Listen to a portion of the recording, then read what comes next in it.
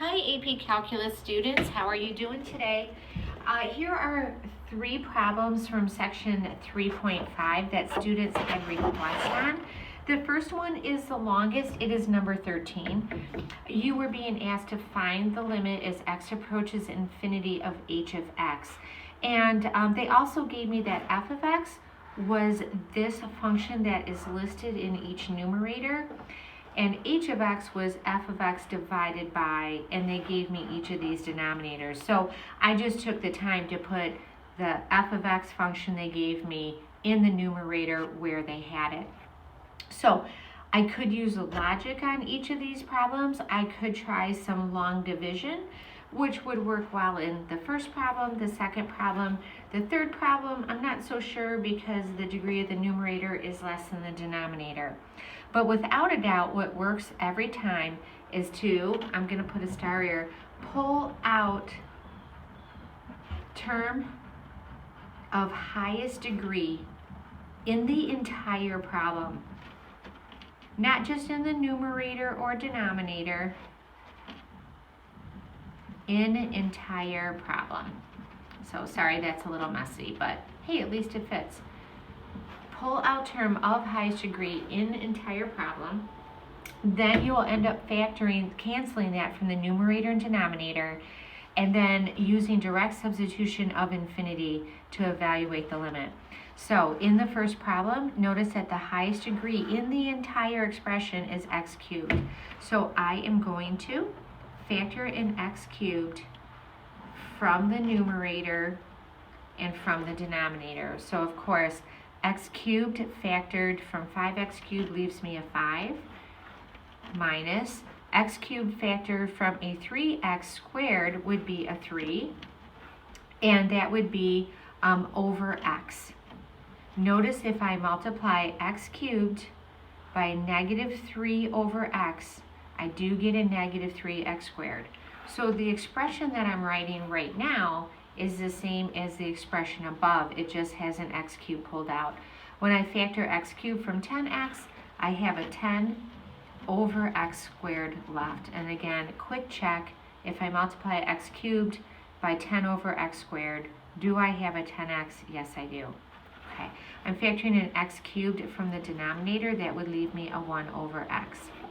Notice that allows me to actually factor out the term that has the most power when the limit of x is approaching infinity. And lets me cancel it and then see what else is going on. So just on the right here, I'm going to write the limit as x approaches infinity so that we remember what we're doing. And I'm going to substitute in infinity for every single one of these x's. So here I get a 5 when I try to substitute infinity, 3 over minus 3 over infinity, plus 10 over infinity squared, divided by 1 over infinity. Let's take a look. This would be a 5 minus 3 divided by infinity approaches 0, plus 10 divided by infinity squared also approaches 0. In the denominator, 1 divided by infinity approaches 0. I now have 5 over 0, which does not exist. There is no limit here. Okay, that makes sense.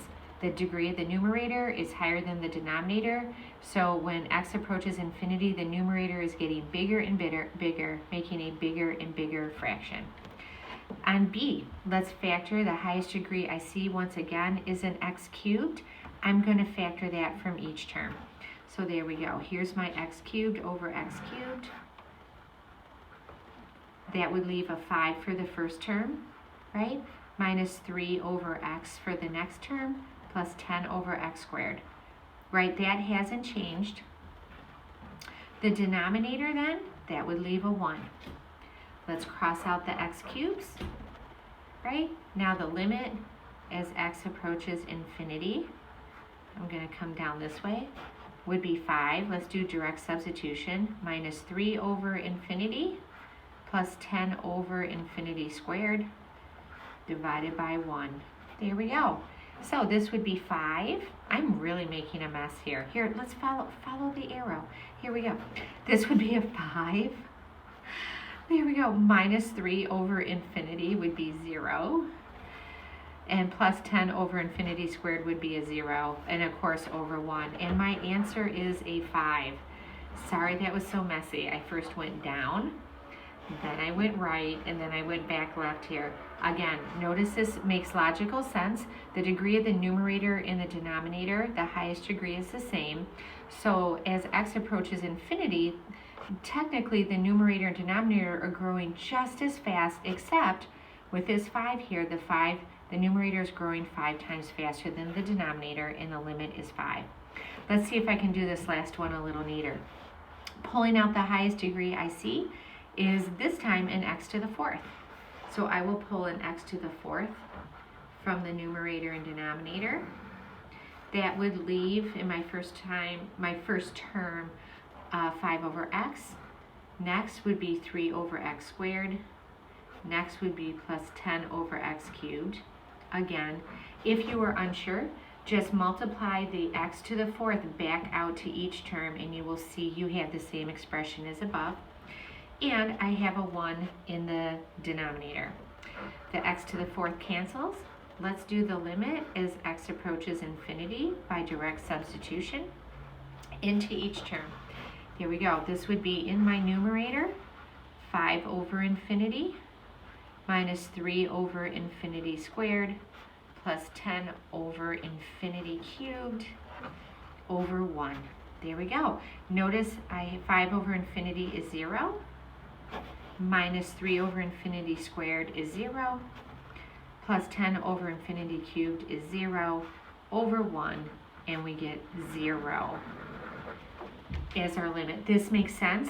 The degree of the numerator is less than the denominator. So when x is approaching infinity, this fraction is getting smaller and smaller and smaller because the denominator is growing bigger faster than the numerator, and the value of the fraction approaches 0. So I hope that helped on number 13. Please send me messages, emails, anything you wish, saying, you know what, I really didn't understand a certain part of this problem. Can you do that again? Or help in class, and I will. Or remotely, I'm happy to do that. I was also asked for number 36 in section 3.5. Let's try direct substitution of infinity. I know it feels like you can't, right? You're looking at the 1 over x. You're like, how can I do direct substitution of infinity? But watch what happens. This would be cosine of 1 over infinity. Then you would tell me 1 over infinity approaches 0. So now I have cosine 1 over infinity of 0, which is 1. Isn't that cool? So the limit as x approaches infinity of cosine of 1 over x is 1. What that means is if you put cosine of 1 over x in your calculator and made x approach infinity by going to the right or going down your table, you would see the value of the function approaching 1. Pretty cool, huh? Let's take a look here. The limit as x approaches negative infinity of 5x squared over x plus 3. I could do some long division here. I'm going to slow down. I could do some long division here. That would work, right? I could pull the highest degree from the numerator and denominator, which would be right in x squared, right? So that would work. We could look at that. Logically speaking, to me, I'm going to say that when I try direct substitution of negative infinity into the numerator, that it's without a doubt positive, right? And then direct substitution of negative infinity into the denominator would be negative infinity. So I have a positive over a negative. So without a doubt, unless my answer is 0, I am going to have a negative. Now I believe that it's going to be negative infinity because the degree of the numerator is higher than the denominator, and so the numerator is growing faster than the denominator. And so again, the value of the entire fraction is also approaching infinity. So let's hang on to this, and this time let's do long division. Let's write the same function, but what we would call simplified by using long division. What would I multiply x by to get a 5x squared? That would be a 5x. Of course, now I'll distribute. That's a 5x squared plus 15x. There we go. I will now subtract and bring down my negative 15x. What would I multiply x by here to get a negative 15x? That would be a negative 15. When I fully multiply that negative 15, I get a negative 15x minus 45. And I will subtract, and I get a 45. So notice the degree of 45 is less than the divisor, so I'm just going to say, hey, I have 45 left out of x plus 3. Excellent. So now when I try to, just to be safe, I'm going to move this paper up a little bit so that you can see it.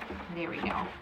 Okay, so now I'm going to do the limit as x approaches negative infinity of the quotient.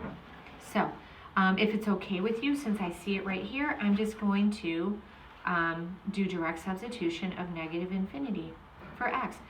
5 times negative infinity minus 15 plus 45 divided by negative infinity plus 3. Let's evaluate each of these terms.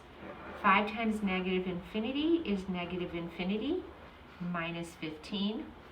And 45 divided by negative infinity plus 3 approaches 0. There we go. And negative infinity minus 15 is negative infinity. There we go. And it matches what we thought we would see logically. So I hope this helps. Please get a hold of me, email, message on Schoology. If you are in Thursday and Friday, please come see me in class. I'm happy to help with anything I've covered today. Thank you.